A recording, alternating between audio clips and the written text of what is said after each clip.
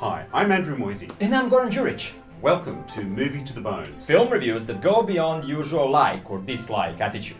We lift the veil on the filmmaking process to give you a new perspective on film. After watching our reviews, you will understand mechanisms of good or bad filmmaking in a way filmmakers do. And now, on to today's movie, Bad Mums. Amy has a seemingly perfect life. A great marriage, overachieving kids, beautiful home and a career.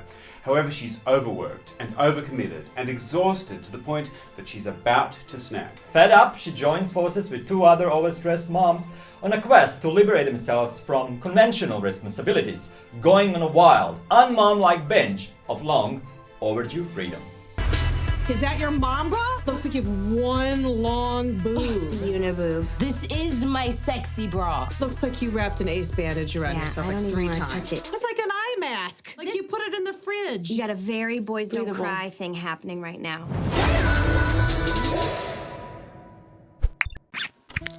The script by John Lucas and Scott Moore might have started out a bit trite, but by the time our protagonists got together, it wasn't. Within a conventional formula, the writers were able to wring out of the story as much as possible.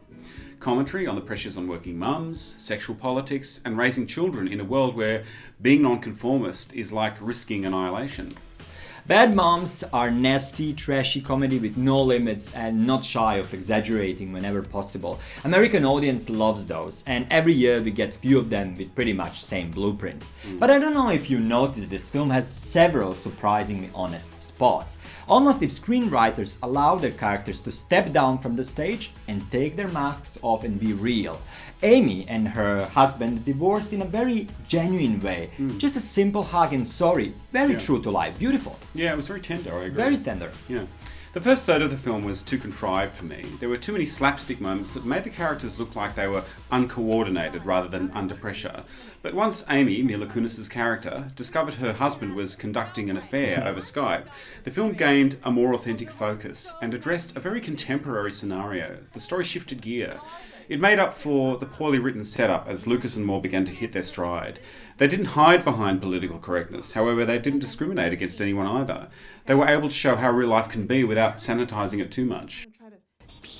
Peel it back over like that to expose the head of the cock. Okay. And then you would just gently, you want to, sorry honey, you just want to kind of, like, it gets a little tight and you got to kind of work it, gotta work it off.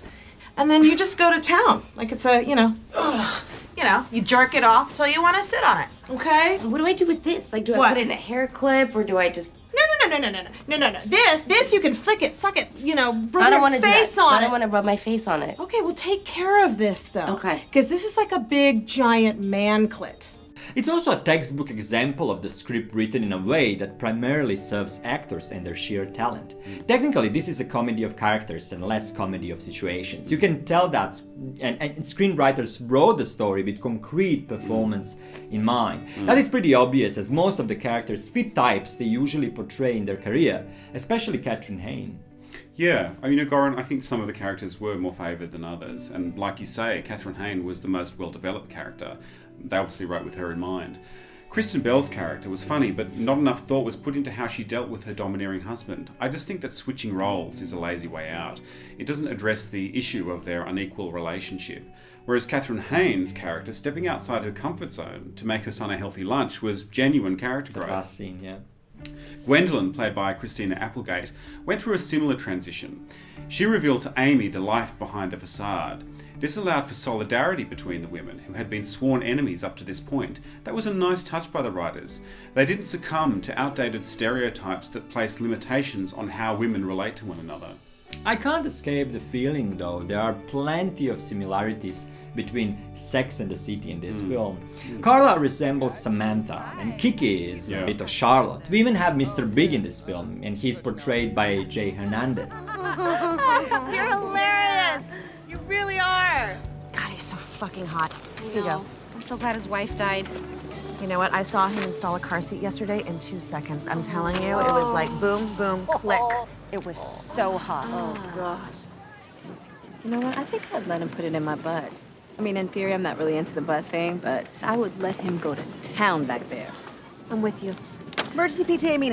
I simply refuse to accept that every film of today is rendering of something that was successful in the past. I can't accept that. I just think we are better than that. Yeah, no, I agree, Goran. In fact, I'd actually take it even further back and say Absolutely Fabulous created the template for how women are portrayed in modern comedy.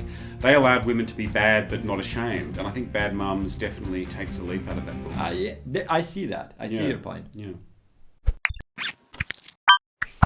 Well, actually, Mila Kunis just couldn't put it together for the first 15 minutes of the film or so. Did you have the same feeling? Yeah, that's exactly what I felt as well, Goran. She and the others were slightly infantile. Yeah. I believe women can handle pressure, but they played like they were incapable, and I didn't like that. There were cardboard cutouts in the beginning of the film, but when they decided enough was enough, the tone of their performances changed for the better, much to my relief. Amy became more real, and her friends became more engaged with the circumstances which were driving them. Yeah, that performance itself of Amy was pretty out of tune, and in my opinion, sweet persona Mila Kunis has built in public doesn't help her credibility in this film either. But something happened, and in the second half of the film, she tuned into a very solid team performance. This is one of those films, guys, that works best when performances are in harmony, like well-conducted orchestra. No one was particularly brilliant, but no one was bad either. Yeah, no, it was a good ensemble. I liked the performances. They were delivered in the spirit of the film. Some played up to the stereotypes as they were written, like Amy's husband, for example. He was played like a one-dimensional goofball. But oddly, this didn't detract from moments of genuine sensitivity, like you mentioned, when they chose to separate. Interestingly, all male performances were very strange. Also, Amy's boss. It took me a while to understand that this was done on purpose. It was. It was a very sitcom convention adapted for film. I think perhaps audiences are used to those kind of broad brushstrokes in comedy these days. The men had to be exasperatingly one-dimensional to justify the women's frustration. Personally, I don't think that was necessary. No, it wasn't. But listen, Katherine Heign as Carla took the spotlight. The way she would pause before belting out those great jokes made everyone fall in love with her character. Yes, it is the easiest of the three to bring to life, but most of the actors could learn from her use of illogical pauses and how great tool they are if used smartly. She breaks her dialogue in a way no one would normally do, and that alone is a vehicle for comedy. Yes, it was very naturalistic. And what about the child actors like Una? Yeah, actually Una Lawrence, she is a really talented young girl, and she has that comedian face. I see a bright future for her. Yeah, she was very precocious. It made me think she could be like a young Jodie Foster via a comedic route. Yeah, very impressive. Talented kid. Yeah. Yes. Yeah, that's right. John Lucas and Scott Moore are firstly screenwriters and only then movie directors. I think this is only the second film they directed, if I'm not wrong. No, that's right. Yeah. They're still much better screenwriters. Some of the scenes are poorly prepared and executed. For example, Amy's decision to change her life is unmotivated. Same goes for the decision of other moms to join her party. Bar scenes, the moment when bad moms first meet, would be a better fit for a student film than $20 million Hollywood production. Yeah, that's a good observation. You know, Goran, I found the direction emphasised visual tricks to keep the audience distracted from the ordinariness of the central story. It's a movie more for the VMAs than the Oscars. You know, it worked though. The directors attempted to create a sense of irony. It used the marriage of music and imagery to sell an idea of rebellion without having to labour the point. Yummy mummies became badass. Their directorial work in this film reminds me a lot of teenagers who will just do whatever it takes to have fun. It's uncontained, immature, and yes, at times, amusing stuff. It's like a party that goes wild and lasts forever. They can't get enough of their slow-mos and intercuts, some of those probably funny only to them or younger generations. But let's be clear.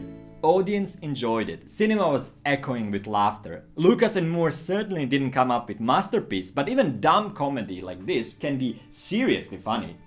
You know, some scenes were very contrived and others were conceived in an authentic and believable way. The party scene at Amy's was real and uninhibited in a way which seemed true to life. It was unpretentious. Not all scenes had this authentic quality. The attempts at irony didn't always work and detracted from the film's central focus. The film travels on this safe and predictable trajectory, but look, Andrew, it works. It really works. I still think the directors didn't need to redeem each single character. Everyone went through some kind of positive change at the end, and that was really hard to digest. But I guess we just need a perfect happy ending. Yeah, it almost went back to the contrived setup they began with. Perhaps they were feeling sentimental. But, you know, it is a feel-good film, and it was nice that they all had something to offer one another at the end. If you say so. Well, I think so. Okay, it's time for verdict on this one. Bad moms have big balls. They're not necessarily bad, but they're able to speak up about issues that are troubling American society, where women became victims of their own emancipation. Film is cliched in many ways, but it's not just another comedy making fun of stereotypes. There are important messages for us to pick up. Highlight for me is Amy's stressed out daughter saying, if I don't get into the soccer team, I will never get to the good college and I will end up as a teacher for the rest of my life. That tells you a lot about terrible pressure kids experience since young age. I'm awarding this film with 4 stars. Well, I like the social commentary and political undertones of the film. It was analogous of a bigger picture. The Parent-Teacher Association might have been big business or government of any persuasion. It gave recognition to minority groups by name-checking them and not in a facetious way. It may have been formulaic, but it was braver and more honest with its statements than other films of its genre. It got a bit real and proved Hollywood still has something to offer audiences. For that reason, I give this film 4 stars as well. True that we agree. Yeah. See ya next time. Bye-bye. Subscribe. Subscribe.